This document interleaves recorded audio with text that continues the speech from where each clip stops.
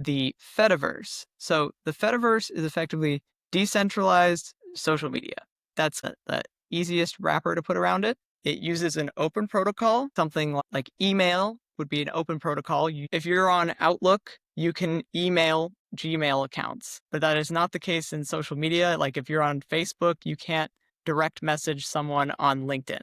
So, or X or any of those other ones, except for Instagram. That's an exception because Facebook and Instagram are They're both all the under same. Meta. So when you think of this as like an open protocol, this means that you could post on one place and those users can interact across to each other. So it's kind of an interconnected network of different social media platforms. And that's really what creates the Fediverse is it's interconnected little like social media universes. So it's a federated metaverse. It's kind of the way that term came about.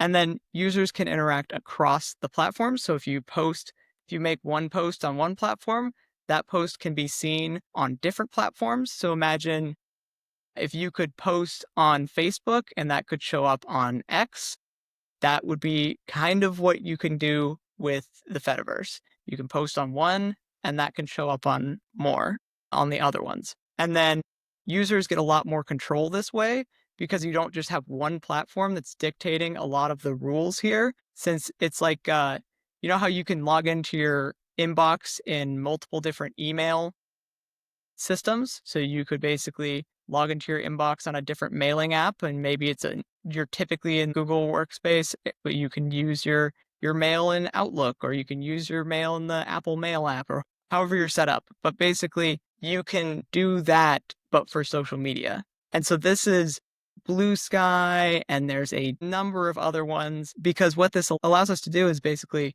have more smaller social media platforms that are tailored to what we want, not just a couple platforms that have very, very strict rules. And it gets around this issue with social media platforms, which is if you start a new social media platform that maybe people want and there's no one there, you've effectively made this ghost town. So you need people to populate it first. And this is how we get around that, where you can have these smaller social media platforms that are tailored, because that ghost town gets populated with the open protocol.